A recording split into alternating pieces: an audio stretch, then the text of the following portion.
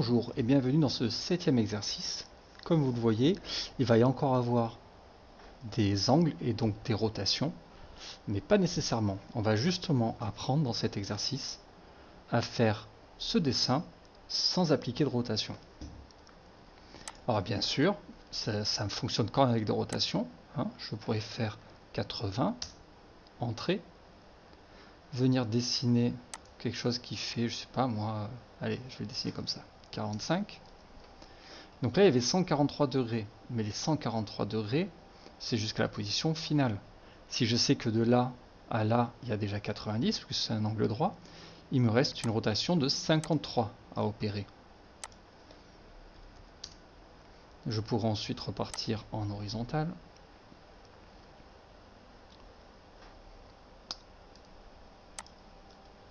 Hop. Donc je mets l'orthogonale, 15, 20 vers le haut, 30. Attention, là les deux ne sont pas parallèles, donc il faudrait que je refasse 145 ici, puis une rotation. Je ne vais pas faire ça. À la place, je vais tout dessiner d'un coup. Je prends mon outil ligne, et là, ça ne marche que si j'ai activé le mode de saisie dynamique. Donc je vous l'ai dit, le mode de saisie dynamique, c'est le petit logo qui est là, d'InMode, il est actif. C'est ce qui me permet qu'on voit là 555.2294, ça c'est la valeur où je suis en X, en Y actuellement. Comme c'est actif, je vais pouvoir rentrer des valeurs tout à l'heure, on va voir lesquelles. Là, je reste en mode orthogonal pour le moment. Je fais 80 entrées, comme tout à l'heure. Là, je vais faire un petit F8 pour désactiver le mode orthogonal. Et ensuite, je vais taper 45. Au lieu de faire entrée pour valider et que ça dessine le 45, je vais faire la touche Tab, celle dont on s'était servi dans le premier exercice et dans le second pour trouver le point 0 de notre dessin, ou le point de début qui était en 5 en abscisse, 0 en ordonnée, si je me rappelle bien, de nos dessins. Donc là, je vais appuyer sur la touche Tab, et donc je vois que le 45 est figé, que je bouge la souris ou non, la droite, le segment ne grandit plus. Par contre, je peux maintenant interagir avec les degrés. Je ne vais pas me fier aux degrés que je vois là en bleu dans le cadre, parce que là, il ne va que de degré en degré, alors que quand je me déplace, je suis précis à 10 chiffres après la virgule s'il faut. Alors je vais la taper cette valeur. J'avais 143 degrés, mais à partir d'ici, pour trouver le bon angle. Là, je sais que j'ai 180 degrés normalement, moins 143, il reste 37. Je vais remettre le mode orthogonal, je peux continuer, 15, 20, 30. Petit aparté, géométrie.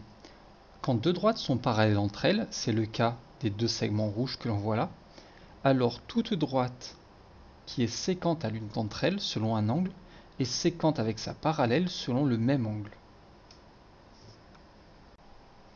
Et autre petit point géométrie, quand deux droites sont séquentes entre elles, c'est-à-dire qu'elles se coupent, les angles opposés sont égaux entre eux. On le voit bien ici, j'ai 49, 49.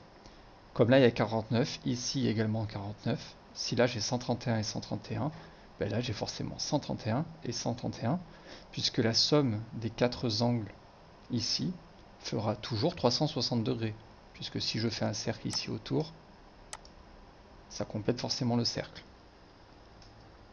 Je reviens donc à mon dessin. Je sais que par là, j'ai un angle à 145 degrés, donc l'angle qui est ici fait forcément 145 degrés. Puisque ici et là, il y aura deux horizontales, elles sont parallèles entre elles. Du coup, la droite que je dois dessiner là, c'est la séquente aux deux parallèles.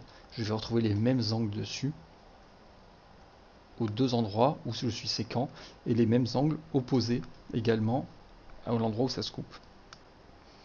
Donc là, je vais faire comme en bas ici, je vais taper 45, puisque ça mesure 45. Au lieu de faire rentrer pour valider, je refais la touche Tab. Et on voit que là, il me propose les degrés. Je vais retaper 145.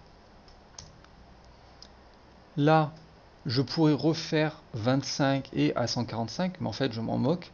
Je vois bien que je suis parallèle là. Et si je voulais, je pouvais calculer les angles pour voir que je suis parallèle, mais je sais que je suis parallèle. Donc je réactive le mode orthogonal avec la touche F8. Je tape 25. Et le dernier là, je ne sais pas combien mesure, je ne sais pas l'angle, mais c'est pas grave. J'ai tout tracé d'un coup, et du coup je vais pouvoir faire clore soit en cliquant en bas dans la barre de menu sur le petit bouton clore, soit en faisant C, puis entrée ou espace pour valider, puisqu'entrée et espace c'est la même chose sur AutoCAD. Et ça y est, j'ai fini mon dessin. Je l'ai fait d'une traite et je n'ai pas eu à tracer des segments pour faire des rotations ensuite, ce qui est beaucoup plus rapide. J'espère que c'était clair pour vous, et si c'est le cas, je vous donne rendez-vous pour l'exercice numéro 8. Je vous rappelle que dans la description de la vidéo, vous trouverez un lien de téléchargement de l'exercice au format JPEG. À bientôt.